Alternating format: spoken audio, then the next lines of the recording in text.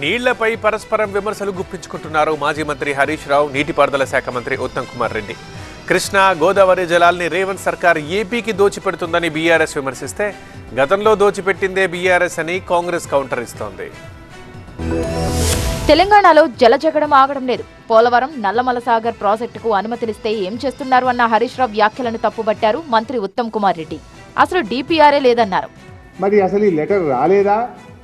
మీరు పని చేస్తున్నారా, నిద్రపోతున్నారా నాకు తెలియదు. వచ్చినా కూడా కళ్ళు మూసుకున్నారా? I don't know. బట్ ఇది నేను ఇప్పుడు బయట పెడతా ఉన్నా.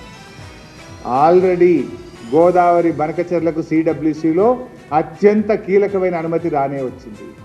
మేము పోలవరం పంకచెర్ల కానీ ఇప్పుడు దాన్ని పోలవరం నల్లమల సాగర్ అన్నా కానీ దాన్ని మేము అనుమతి ఇవ్వలేదు. అసలు ప్రాజెక్ట్ కాదు, ఇప్పటివరకు డిపిఆర్ డీటెయిల్డ్ ప్రాజెక్ట్ రిపోర్ట్ కూడా అనుమతి ఇవ్వలేదు అని స్పష్టంగా తెలియజేసిండ్రు. ఆంధ్రాకు నీటిని దోచిపెట్టింది కేసీఆర్ అన్నారు ఉత్తమ్ కుమార్ రెడ్డి. అసలు నువ్వు ఆ కుర్చీలో కూర్చున్నది ఆంధ్రాకు వత్తాసు పలకడానికా, బాబు గారికి గురుదక్షిణ చెల్లించడానికా, తెలంగాణ నీళ్లు ఆంధ్రాకు దోచిపెట్టడానికా? ఆంధ్ర అల్లుడున్నంత మాత్రాన ఆంధ్రాకు నీళ్ళు ఇస్తారు ఎవడన్నా? నీకు అల్లుడు ఆంధ్రనేమో కానీ నువ్వు ముఖ్యమంత్రి రాష్ట్రానికి కదా. వాళ్ళ అధికారంలో ఉన్నప్పుడు ఈ పోలవరం నుంచి ఈ రాయలసీమకి నీటి డైవర్షన్ పై కేసీఆర్ గారే స్వయంగా రోజా ఇంటికి పోయినప్పుడు కానీ మరి ఇంకెక్కడ పోయినప్పుడు కానీ వాళ్ళు నీళ్ళు తీసుకుంటే అన్నాడు. తెలంగాణ నీటి ప్రయోజనాలను కాపాడటంలో ముఖ్యమంత్రి నీటిపారుదల శాఖ మంత్రి విఫలమయ్యారన్నారు మాజీ మంత్రి జగదీష్ రెడ్డి.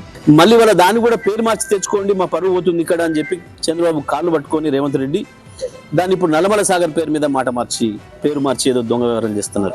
దానికి కమిటీని వేస్తే చంద్రబాబు నాయుడు దగ్గర సెక్రటరీగా పనిచేసిన ఆదిత్యనాథ్ దాస్ను తీసుకొచ్చి తెలంగాణ తరఫున కమిటీలో మెంబర్గా పెట్టించింది.